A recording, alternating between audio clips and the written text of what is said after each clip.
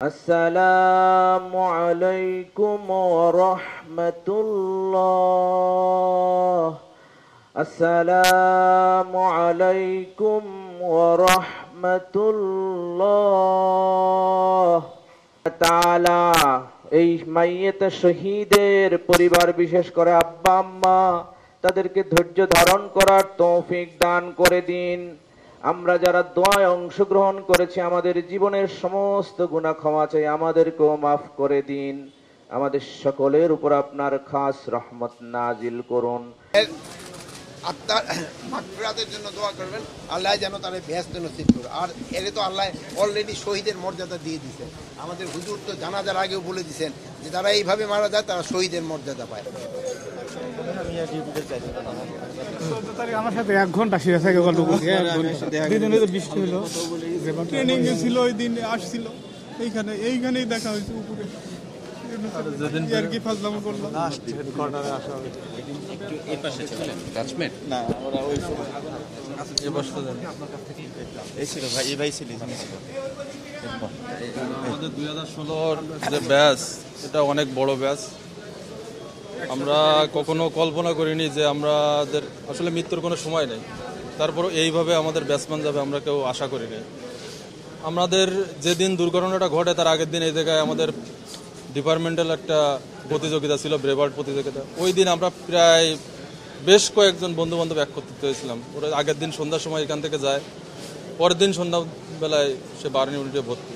আমরা প্রায় সবাই কম বেশি ওখানে ডিউটি করেছি, তার স্বজনদের সাথে ছিলাম, তার সাথে ছিলাম। কখনো বুঝতে পারিনি যে এরকম একটা সিচুয়েশন আমাদের দেখতে হবে।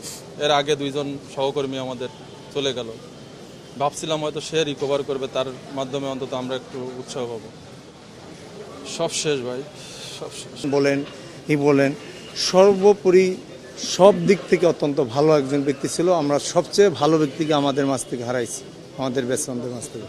এবং দক্ষ ফায়ার ফাইটার ছিল, যে কোনো ফায়ারে সে সরাসরি সামনে মুভমেন্ট করত, প্রথম সারিতে থাকে। সে পিছনে থাকে গিয়ে ফায়ার ফাইটিং করে নেই কখনো, যার কারণে আজকে তার এই পরিস্থিতি। ইউনিভার্সাল কার্ডিয়াক হসপিটাল, আপনার হৃদয়ের আরো কাছে। গেছে, এটা আমাদের জন্য খুবই কষ্টের, এবং এটা আসলে কষ্টটা ভাষায় প্রকাশ করাটা খুবই ডিফিকাল্ট। আমরা ফায়ার সার্ভিস থেকে সর্বোচ্চ চেষ্টা করেছি যখনই ঘটনাটা ঘটেছে কিভাবে তাদেরকে সুস্থ করা যায়, এবং আমাদের সব পর্যায়ের আমাদের অফিসাররা, আমাদের ফায়ার ফাইটাররা সবাই সর্বদা তৎপর ছিল কিভাবে। এবং আপনারা দেখেছেন যে আমাদের বার্ন ইনস্টিটিউট, তারাও রাত দিন কষ্ট করেছে। এবং আমরা প্রথম চেষ্টাতেই আমরা চেষ্টা করেছি যাতে আমাদের দেশের বিশেষজ্ঞদের পাশাপাশি দেশের বাইরের, যেহেতু তাদেরকে নিয়ে যাওয়ার উপায় ছিল না, দ্রুত তারা আসেন এবং এসে যেন তারাও তাদের মতামতগুলি দেন। তো সেই সাপোর্টটাও আমরা পেয়েছি, কিন্তু হয়তো আল্লাহ এইভাবেই ব্যাপারটা করে রেখেছিলেন। আমরা শেষ পর্যন্ত আমাদের 3 জনকে আমরা বাঁচাতে পারি নাই।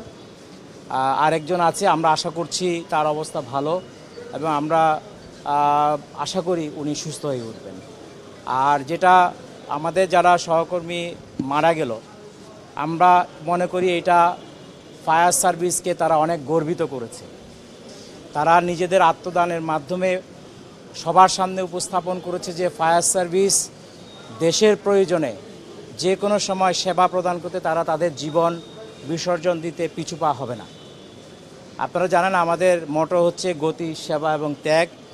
সেই ত্যাগটাই হচ্ছে জীবনকে তুচ্ছ করে এগিয়ে যাওয়া, এবং তারা সেই কাজ করেছে। আমি মনে করি এর মাধ্যমে ফায়ার সার্ভিসের যে সম্মান, ফায়ার সার্ভিসের যে গৌরব, এবং মানুষের কাছে যে ফায়ার সার্ভিসের গ্রহণযোগ্যতা, এবং একই সাথে আমাদের ফায়ার ফাইটাররা, অফিসাররা মাঠ পর্যায়ে কত ধরনের ঝুঁকির সম্মুখীন হয়ে, কত ধরনের সীমাবদ্ধতার মধ্যেও তারা কাজ করে, সেটা তারা আবার দেখিয়েছে।